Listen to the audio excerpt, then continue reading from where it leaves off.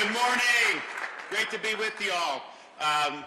Probably a little rare. Us Floridians usually don't go north in January.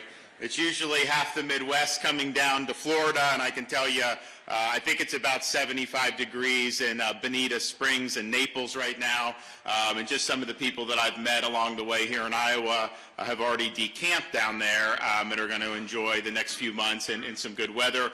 But it's great to be here, and I'm proud to have been able to do an all 99 county full Grassley tour throughout the course of this campaign. And part of it is, I actually get criticized for this. They say, oh, well, you're putting too much time in, because it takes time. I mean, it's a big state land-wise. You got long drives.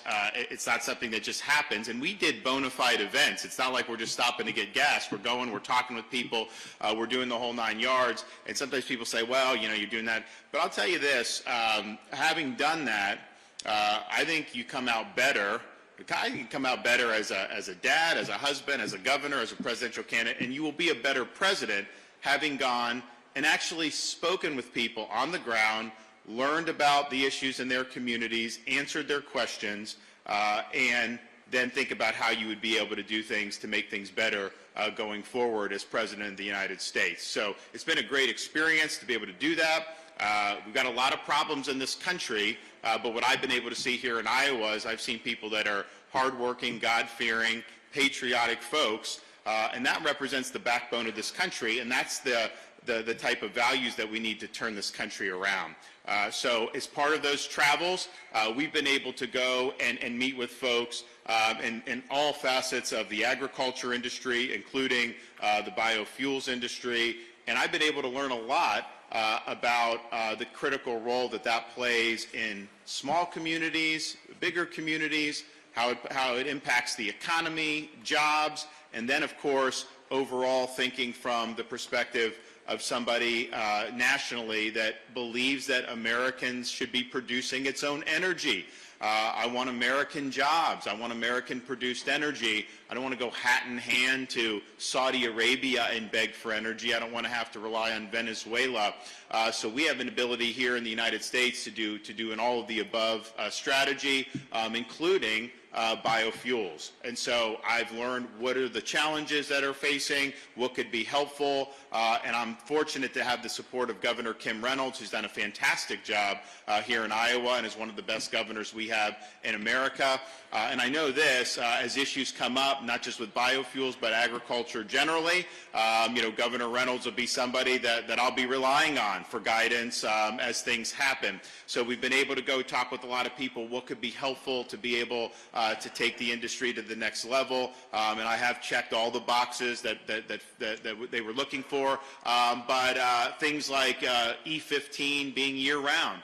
Why do you have to stop doing that, you know, once you hit a perspective on the calendar? So that's something that I'm supportive of. I think it will be helpful for folks here in the Midwest. It also gives people more choices in terms of the fuel that they use. But then you also look, you know, there's possibilities of doing much higher blends, and there should be a waiver. Let people do that. If they want to do that, I know they actually do it some places.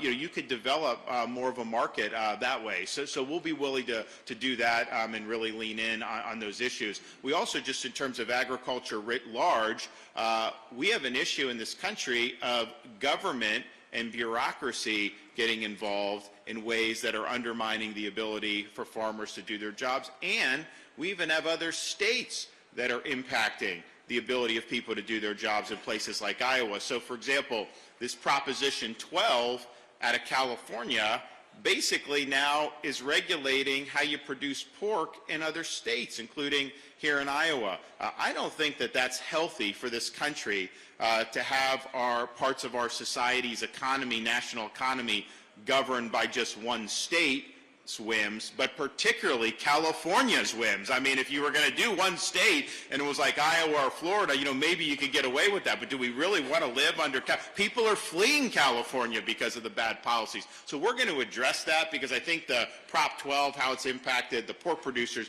you know, that's one issue that's important, but I think that model is something that they would likely use much longer, and I think it'd be a big problem. So so you can count on me to do that. Also, you have these agencies like the EPA. coming on people's farms, saying that there's a puddle and that's the waters of the U.S. And I know the Supreme Court curtailed that, but the Biden administration wants to go, and they're going to keep trying to do and just keep trying to exercise more jurisdiction. We're going to rein in the bureaucracy when I'm president, because I think it's out of control. It's not something that's responsive to the American people and even the results of elections.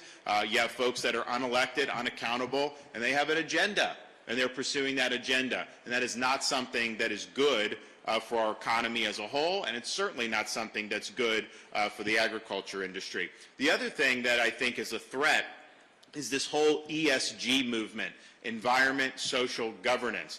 And they basically say that it's about climate change, and they have different hobby horses that they want to organize the economy around. So Wall Street banks, asset managers, other major institutions kind of putting their thumb on the scale and using their economic power to be able to change behavior throughout society effectively.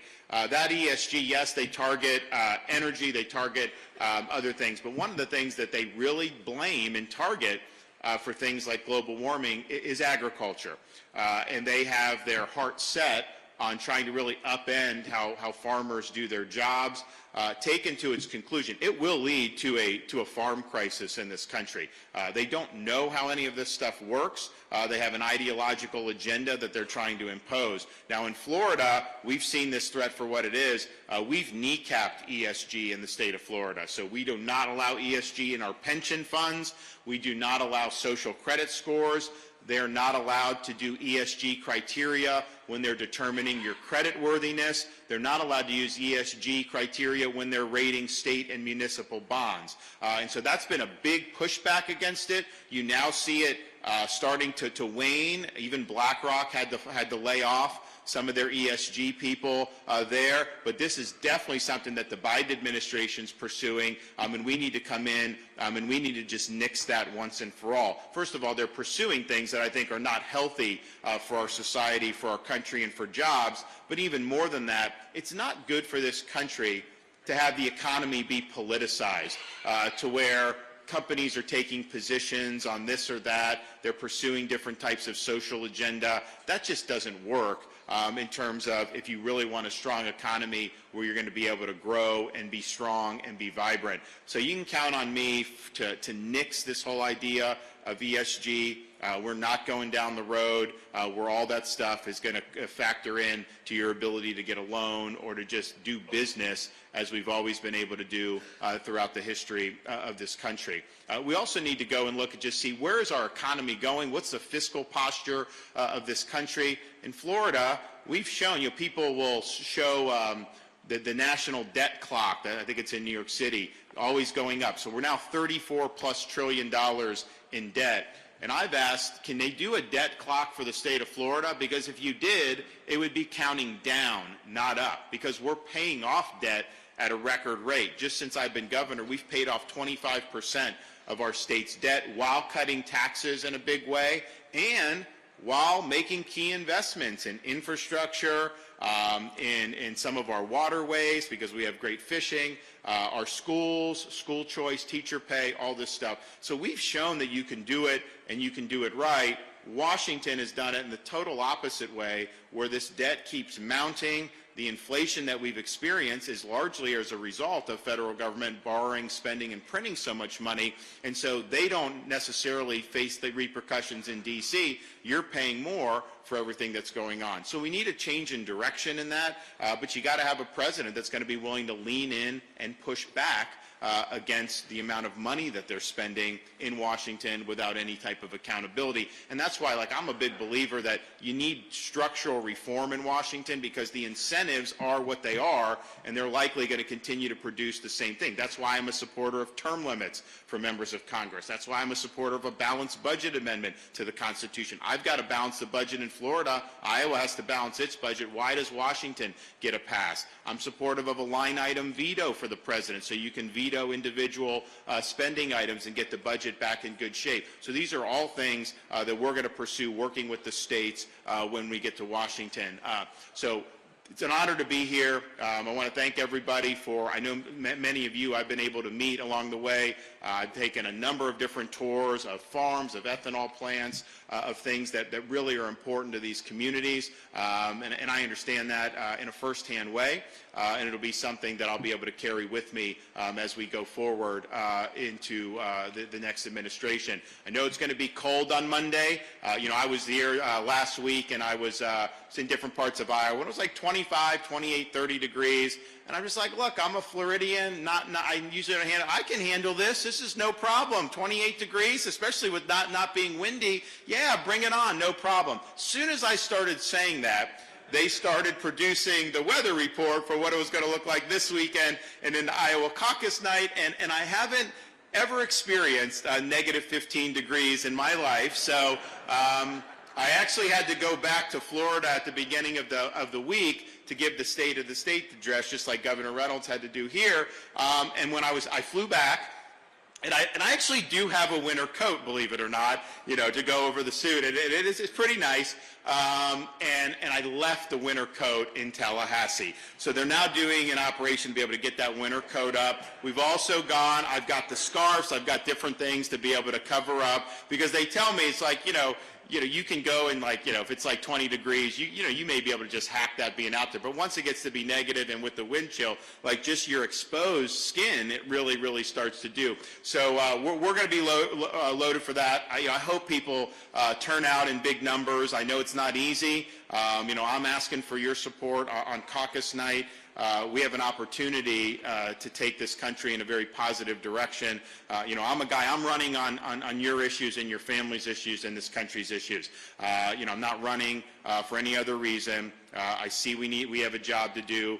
I have a record of delivering on 100% of my promises, in Florida producing big results. I have a history, you know, of defeating a lot of the people that have caused a lot of these problems throughout our country on issue after issue, and putting up big wins, and that'll be my sole focus as the next president of the United States. Ultimately, the future of the country is in our hands. We can complain about things that are happening, but decline is a choice, and we have an opportunity to choose a better path. When our founders created the Constitution in Philadelphia, Benjamin Franklin left that convention after they had created the Constitution. He was asked, did you give us a republic or a monarchy? And his answer was, a republic if you can keep it. You can have the best Declaration of Independence in the world. You can have the best Constitution in the world. These things don't run on autopilot. They require every generation of Americans to step up and defend freedom when it's at risk. Now is the time to step up. You know, as the nominee, I'll get the job done across the board electorally. As a leader, I'll be someone that you can be proud of. And as the president, I will get the job done, and I will not let you down. Thank you all. God bless you. Appreciate you. Thanks so much. Thank you. Thank you very much. God bless y'all. God bless the state of Iowa.